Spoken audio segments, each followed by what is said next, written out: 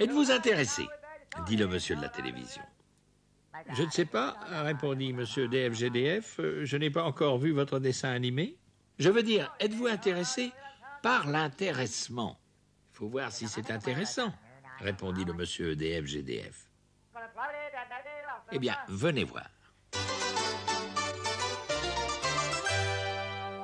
Un certain nombre de messieurs d'autres entreprises qui justement passaient par là, les messieurs, je veux dire, dirent en chœur, l'intéressement ne date pas d'hier.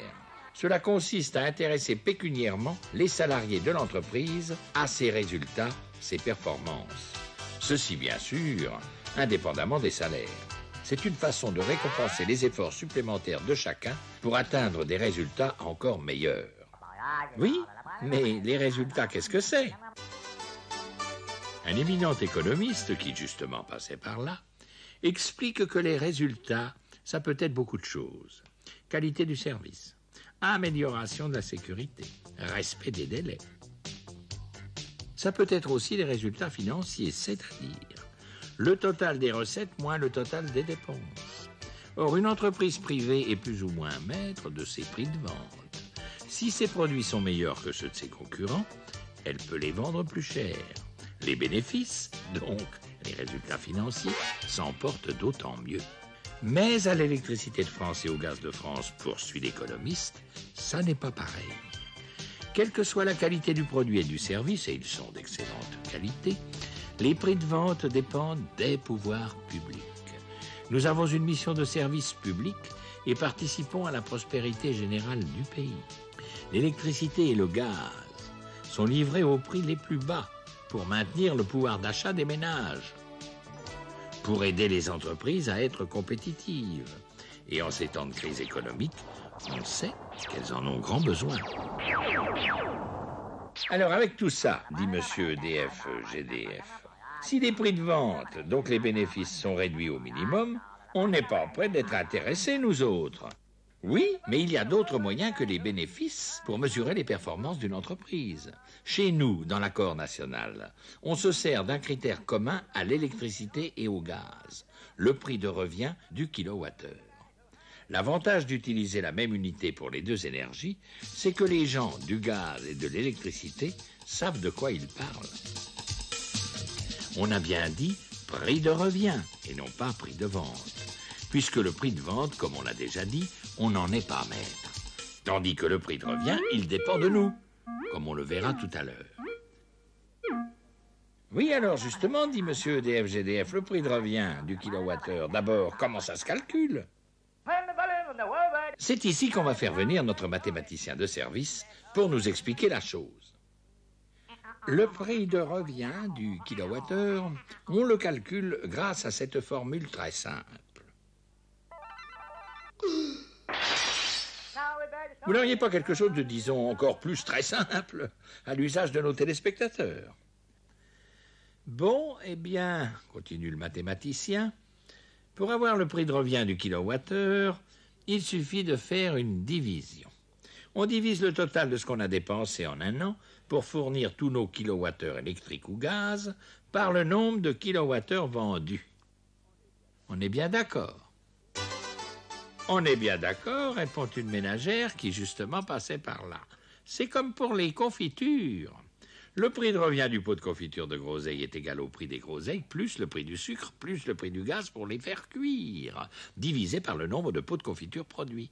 Pour les kilowattheures, c'est pareil, sauf qu'on ne les met pas en pot.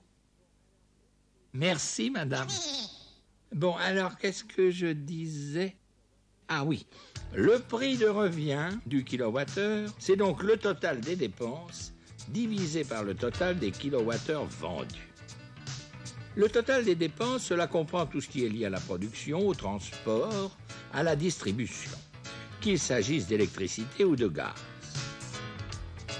Or, quiconque a fait une division sait que plus le numérateur diminue, plus le résultat diminue aussi.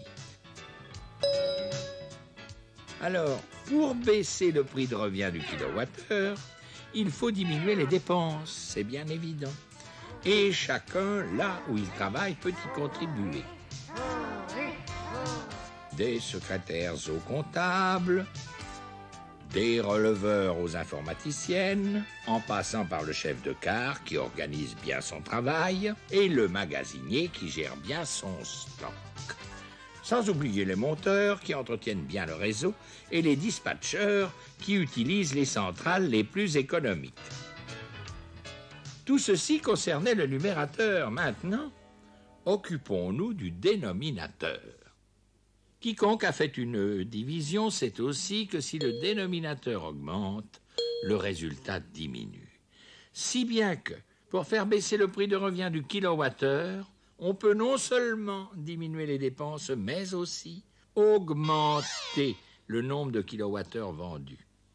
Et c'est là que nos commerciaux, et ils ne sont pas les seuls, ne sont pas étrangers à l'affaire quand ils savent convaincre les particuliers ou les industriels d'utiliser du gaz ou de l'électricité plutôt que du pétrole, du bois, du charbon ou n'importe quoi.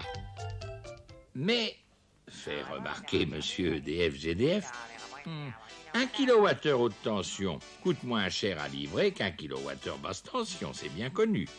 On n'a pas à tirer et à entretenir toutes ces lignes basse tension.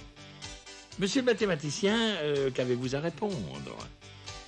Je dis, dit le mathématicien, que j'en ai tenu compte dans le calcul du prix de revient. 1 kWh basse tension compte autant que 2,4 kWh haute tension. Et 1 kWh gaz à usage domestique compte autant que 10 kWh à usage industriel.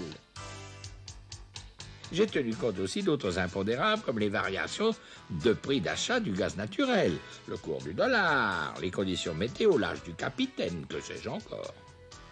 En plus, pour amortir les à-coups, la baisse du prix de revient du kilowattheure est calculée sur une moyenne de 3 ans. Alors remercions notre mathématicien pour ce brillant exposé. Merci, monsieur le mathématicien. Bon, tout ceci concernait le calcul du prix de revient du kilowattheure. Et si j'ai bien compris, dit monsieur DFGDF, plus il baisse, plus l'intéressement est important. Oui, mais à condition qu'il baisse au-delà d'un certain seuil. Ah, bon. Et est-ce que tout le monde touchera la même chose? Une équipe de délégués syndicaux qui, justement, passait par là, dit que tout était prévu dans l'accord national d'intéressement signé entre Fédération syndicale et Direction générale. Peut-être pourriez-vous nous expliquer la chose? Bon, alors je vais résumer. D'abord, pour concilier les différents points de vue, l'intéressement a été divisé en deux. Une moitié sera répartie uniformément entre les agents. L'autre moitié en fonction du niveau hiérarchique. On a tenu compte aussi du temps de travail durant l'année. Et puis, l'intéressement de l'agent pourra être augmenté jusqu'à 20%. Ceci en fonction des performances propres de sa direction. C'est ce qu'on appelle les accords sectoriels. Bon, avec tout cela, combien touchera-t-on?